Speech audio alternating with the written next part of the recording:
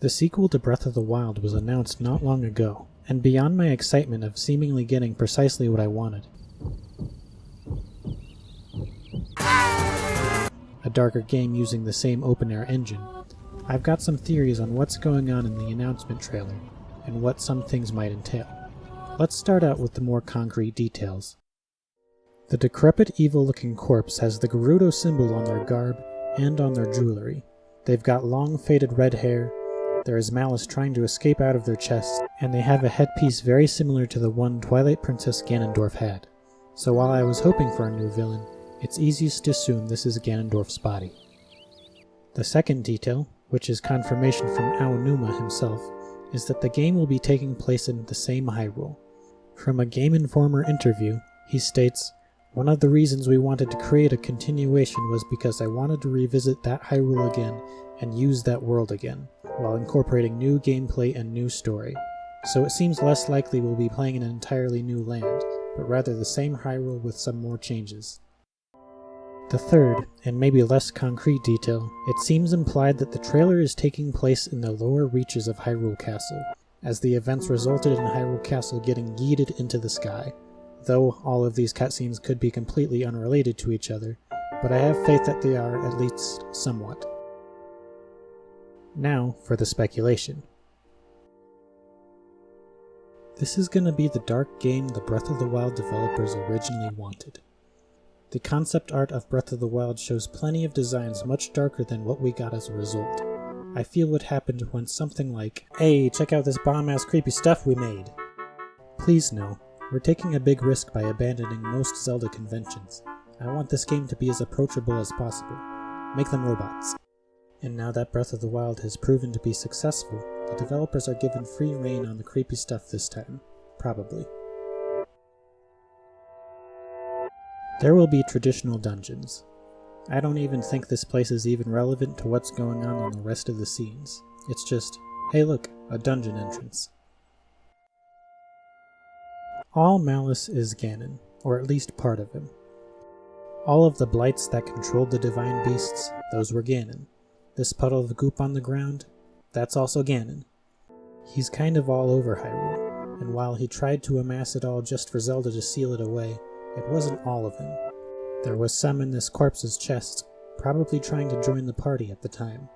Since he used most of his power, trading off his ability to reincarnate, he has given up on reincarnation and assumed his pure, enraged form. His only option now is resurrection, which we see here.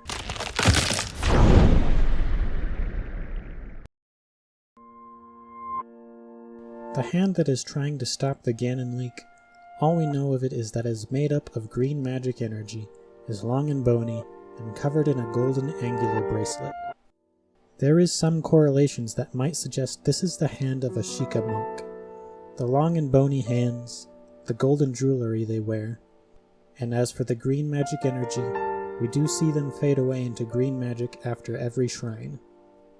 This would make sense in a way, as we know that the Sheikah played a role in defeating Ganon 10,000 years ago. Have they also been keeping him at bay since? Or maybe it's a more recent issue, where they only had to contain the malice after the Dark Beast Ganon fight. It could explain why the monks up and leave after every shrine. Their purpose there is done, and this is their next step. The Sheikah obviously aren't known for sealing magic, which might be why they ultimately fail. Because they suck at it. Luckily, they created a failsafe. Hey, so what do we do if the hand can't contain... Eat the castle. Yeet it? Right into the sky. Okay. I'm cool with that.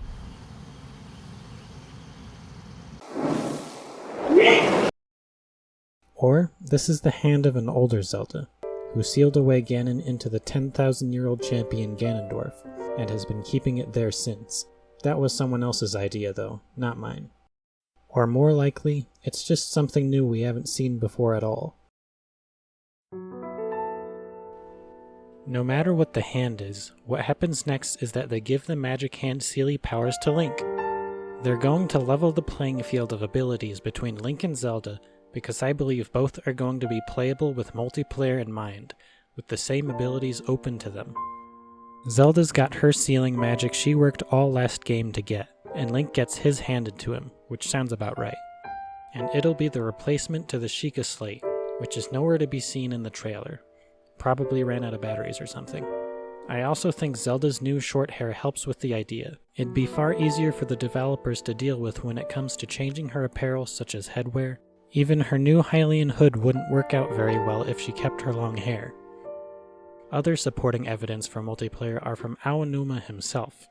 And I quote, "I would like to take what I learned from Breath of the Wild and see if we can somehow fuse those learning points into another multiplayer Zelda. For example, with Triforce Heroes, which followed a similar format of 4 swords, there was a multiplayer involved in that game.